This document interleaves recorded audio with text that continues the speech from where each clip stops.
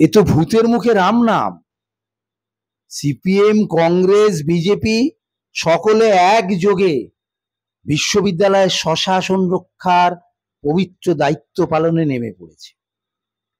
28শে ফেব্রুয়ারি তৃণমূল ছাত্র পরিষদের প্রতিষ্ঠা দিবসের সভা উপলক্ষে সরকারের পক্ষ থেকে বিশ্ববিদ্যালয়ের পরীক্ষা সূচি পরিবর্তনের জন্য চাপ এবং বর্তমানে শাসক দলের অপছন্দের উপাচার্য শান্তা দত্ত দেকে একদা বিশ্ববিদ্যালয়ের লন থেকে উপাচার্যের ঘরে যেতে না দিয়ে গাড়িতে বন্দি করে রাখার মতো নিন্দনীয় ঘটনাকে হাতিয়ার করে সবাই নেমে পড়েছে ঘোলা জলে মাছ ধরতে।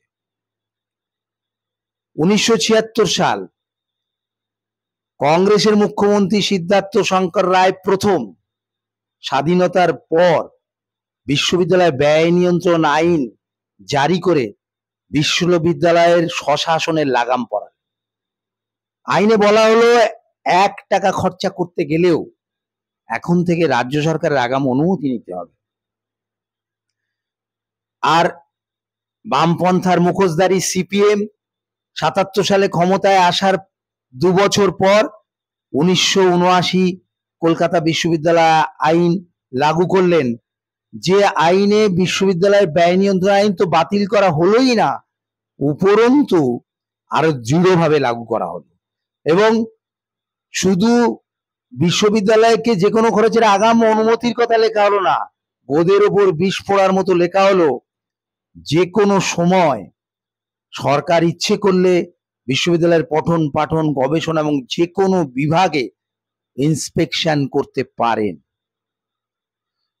আজকে যেমন শান্তা দত্তদের শাসক দলের অপছন্দের উপাচার্য, ঠিক মনে পড়ে যাচ্ছে 1984 সালে তৎকালীন বামপন্থার মুখোশধারী সিপিএম সরকারের মনোনীত উপাচার্যকে নিয়োগ না করে রাজ্যপাল অনন্তপ্রসাদ শর্মা লন্ডন স্কুল অফ ইকোনমিক্সের কৃতি ছাত্র সন্তোষ ভট্টাচার্যকে উপাচার্য হিসেবে নিয়োগ করেছিলেন।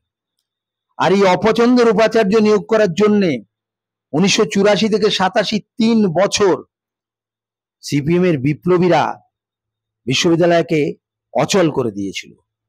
উপাচার্য ঘেরাও, কর্মবিরতি, ধর্মঘট, উপাচার্যের ঘরের সামনে চিৎকার, তার গাড়ির হাওয়া খুলে দেওয়া, তার টেবিলে গিয়ে পা তুলে বসা, তাকে অশ্রাব্য গালিগালাজ করা। বাধ্য হয়ে সন্তোষ ভট্টাচার্য তার বাড়ি থেকে উপাচার্যের কাজকর্ম চালাতেন। তিনি তার যে অবমাননা হয়েছিল তা লিখে গেছেন red hammer over Calcutta university বইয়ে। খুব দুঃখ করে বলেছিলেন যে বিশ্ববিদ্যালয়ের যে প্রোটোকল আছে, উপাচার্যরা মারা গেলে তাদেরকে মরদেহ বিশ্ববিদ্যালয়ে আনার, সেটা যেন তার মৃত্যুর পর করা না হয়। তো সেই শেষ ইচ্ছা মেনে তাকে কিন্তু বিশ্ববিদ্যালয়ে আনা হয়নি।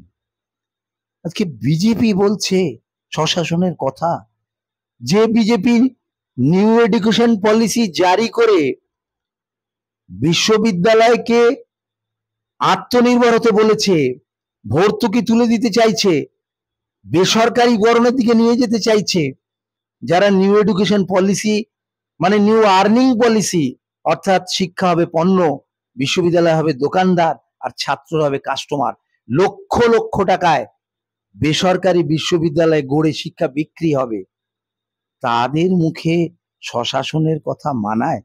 এসব দেখে কবিগুরু সে লাইনগুলো মনে পড়ে যাচ্ছে, তুমি মহারাজ সাধু হলে আজ, আমি আজ চোর বটে।